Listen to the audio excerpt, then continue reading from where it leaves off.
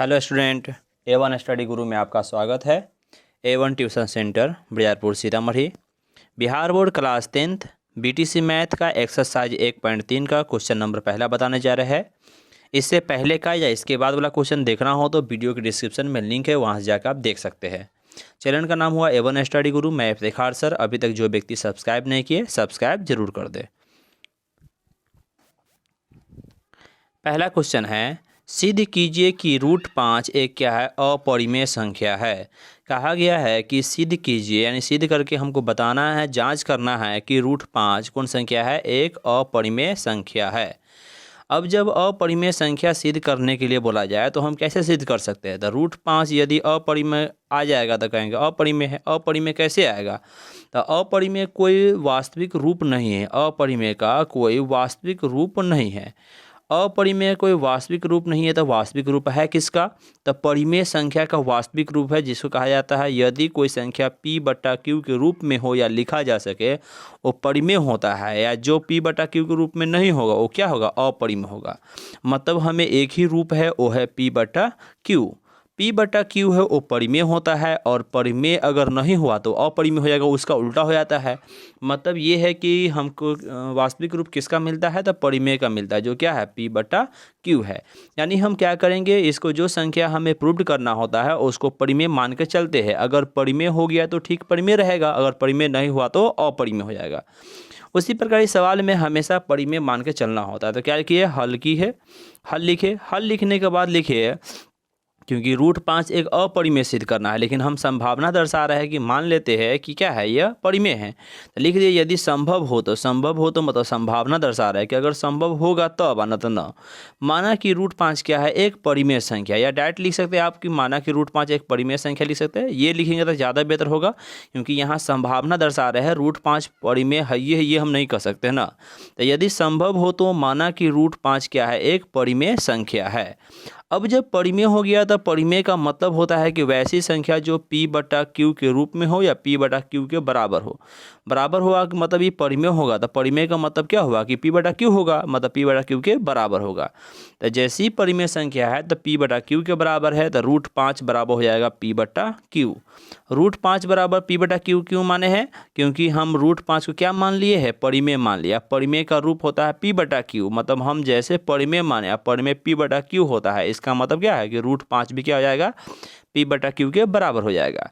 अब P और Q क्या होता है, तो जहाँ P और Q कोई पूर्णांक है तथा Q नॉट इक्वल टू 0 का मतलब होता है कि Q का मान किसी भी हालत में 0 नहीं होना चाहिए। अब क्या कह रहा है, P और Q कोई भी पूर्णांक होगा जहाँ Q नॉट इक्वल टू 0 होगा। जब इस सवाल में हमें आया रूट 5 बराबर P/Q आया है, तो सवाल को क्या करते हैं, आगे बढ़ाते हैं। आगे बढ़ाने के लिए क्या करना होता है कि जो रूट है वो रूट को हटाना होता है। रूट को हटाने के लिए अगर वर्गमूल निकलने वाला होता तो निकाल देते। वर्गमूल नहीं निकलने वाला है तो क्या करेंगे, दोनों तरफ वर्ग करेंगे, क्योंकि वर्गमूल हटाने का रूल होता है कि दोनों तरफ हम वर्ग करते हैं। इसके अलावा कोई दूसरा उपाय नहीं है। फार्मूला के माध्यम से भले ही निकाल लेते हैं, लेकिन तरीका उसका भी वही होता है कि दोनों तरफ वर्ग करते हैं। यानी इधर रूट 5 है, इधर P/Q है।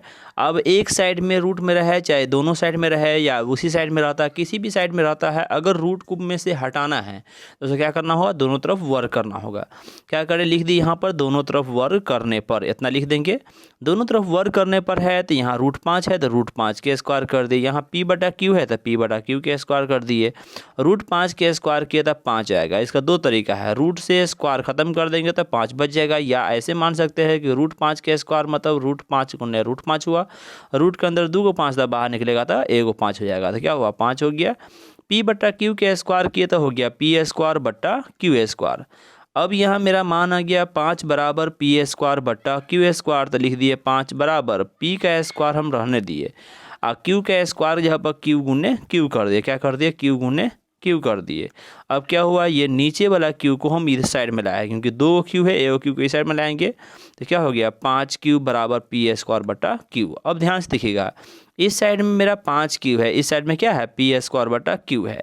5q का मतलब होता है कि अगर q का मान कोई भी पूर्णांक, क्योंकि यहाँ p और q कोई पूर्णांक है, कोई भी पूर्णांक अगर मान रखते हैं तो हमेशा इसमें पूर्णांक संख्या ये बन जाएगा। 5q में q का मान कुछ भी रहते हैं तो ये हमेशा पूर्णांकिक रूप में रहेगा। 5 से गुना भी कर दें कोई संख्या में, 1 में गुना किया तो 5 हो गया, 2 में गुना कीजिए 10 आएगा, ये बट्टा में कभी नहीं आएगा। क्या होगा? हमेशा पूर्णांक होगा। तो इसका मतलब है कि 5q है वो पूरा पूरा पूर्णांक संख्या है। कौन संख्या है? पूर्णांक संख्या है। जबकि p स्क्वायर बटा q है, p स्क्वायर बटा q है। अगर इसमें मान रखते थे कभी, मान लिए कि p स्क्वायर बटा q है, यहाँ पर कोई मान रखे तो मान लिए कि बटा में नहीं आएगा। लेकिन अगर p का मान मान लिए 3 रखे, 3 का स्क्वायर हो गया, q का मान 2 रखे 2, 3 का स्क्वायर 9 बट्टा 2, तो क्या हो जाएगा? भिन्न हो जाएगा। इसका मतलब है कि ये 5q हमेशा पूर्णांक के रूप में होता है। ये किस रूप में होता है? भिन्न के रूप में भी आता है। तो कभी भी पूर्णांक भिन्न के बराबर हो सकता है? नहीं हो सकता है। हम जो यहाँ लाया है 5q मेरा पूर्णांक है, यहाँ एक भिन्न संख्या है। और पूर्णांक में अंतर ये होता है कि पूर्णांक बट्टा में नहीं होना चाहिए और भिन्न हमेशा बट्टा में होना चाहिए। तो इसको हम एक स्टेप देते हुए लिख दिए कि चूंकि यहाँ क्या है, 5q एक पूर्णांक संख्या है, कोई भिन्न नहीं है, मतलब बट्टा वाला नहीं है। 5q क्या है? एक पूर्णांक संख्या है, कोई भिन्न नहीं, मतलब कोई बट्टा नहीं है। जबकि p स्क्वायर बटा q एक भिन्न संख्या है, कोई पूर्णांक नहीं। p स्क्वायर बटा q यानी एक बट्टा वाला संख्या है, कोई पूर्णांक नहीं है। अतः हमारी मान्यता गलत है। जो हम माने हुए थे, क्या माने हुए थे कि √5 एक परिमेय संख्या है, ये क्या हुआ? हमारी मान्यता गलत हो गया। कि अतः हमारी मान्यता गलत है कि √5 क्या है? एक परिमेय संख्या है। अगर हमारी मान्यता जो हम माने थे √5 एक परिमेय संख्या अगर गलत हो गया तो क्या हो जाएगा? एक परिमेय संख्या हम माने वो गलत हो गया तो क्या हो जाएगा? अपरिमेय। अतः √5 क्या है? एक अपरिमेय संख्या है। ये मेरा क्या हुआ? प्रूव्ड हो गया। क्लियर है? यहाँ तक है? क्लियर है तो आप कमेंट करके जरूर बताएं। थैंक यू देखने के लिए। अभी तक जो व्यक्ति सब्सक्राइब नहीं किए, सब्सक्राइब कर दीजिए, चैनल को लाइक कर दीजिए और अपने दोस्तों में शेयर कर दीजिए। अगर इस प्रकार के कोई भी क्वेश्चन अगर पीछे का छूटा हुआ है, जैसे एक्सरसाइज 1, 2, 3, 1, 2 का कोई भी क्वेश्चन छूटा हुआ है, उसका लिंक वीडियो के डिस्क्रिप्शन में है, वहाँ से जाके आप देख सकते हैं। अगला चैप्टर जो भी चैप्टर देखना हो, उसका भी कोई क्वेश्चन देखना हो तो उसका भी लिंक वीडियो के डिस्क्रिप्शन में है, या प्ले लिस्ट में चल जाइए। हर चैप्टर का अलग अलग प्ले लिस्ट बना हुआ है, वहाँ से जाके आप देख सकते हैं। चलिए, जब तक के लिए बाय।